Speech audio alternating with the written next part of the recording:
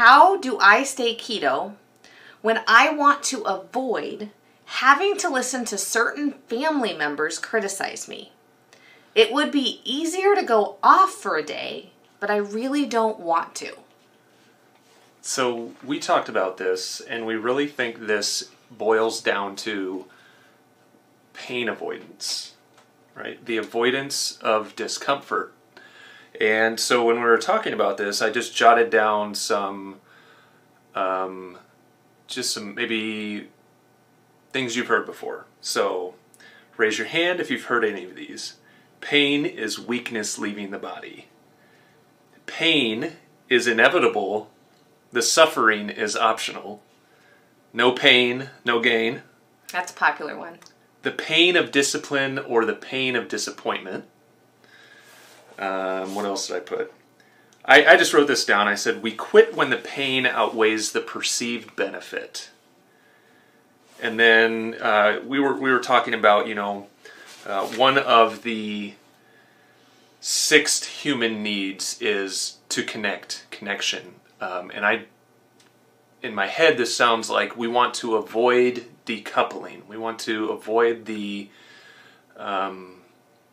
disconnect, the decoupling of our relationship with our families. Again, that avoidance of pain. The avoidance of conflict. Because oftentimes especially when a family member, so I'm the oldest of 3 girls. So I have 2 little sisters, and I love them to pieces, but there's nobody in my life that can make me matter faster than them, right? You have those family members, you love them, but you know them so well that it's hard when you want to avoid that conflict. Yeah. And so I want to bring it right back to the keto diet, though. Yes, right? Yes. So why is this such a big deal for the diet, right? Because a lot of us are going to go to different gatherings this time of year and not be the one in charge of food. Yes.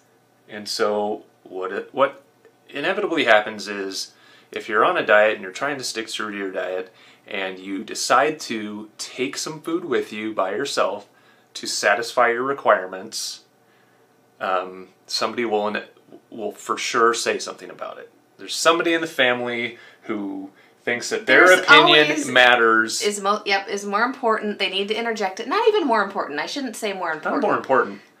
They're so comfortable that they're just going to say whatever comes into their head without a filter. They aren't trying to be, okay, some people probably are trying to be a jerk, to be real. But most of the time, or they're trying to push your buttons, right? They want to get a reaction out of you. So you probably know what this family member is looking for. So is there a way to change the conversation? Oh, man. We always, I think what we talked about is having that conversation ahead of time. Yes, or prefacing the whole thing. Like, hey, I'm coming, I'm bringing this. It's not about the food. The food is not the thing. The thing is connection. So when I come, I'm going to have this with me. I would appreciate not making any comments. I just came to be a part of the festivities, be with my family, that type of stuff. Let's not make the food the thing. The food is not the thing.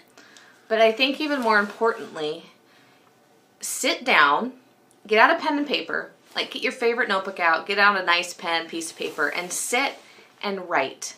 Like write 3 sheets of paper and get really curious about what's going on. So write down, why am I considering going off keto? You've already identified this, but write about it again. You said in your question, I want to avoid having to listen to certain family members criticize me. So write about that. What will that feel like for you to have them criticize you? And so part of what experts, what science, psychology, neuroscience is saying is that if we can get insatiably curious about what's going on and really dissect it and pull it apart, it helps us build new thoughts, build new networks, new coping strategies, new ways of doing things. New thoughts for new habits, for new outcomes. Yes.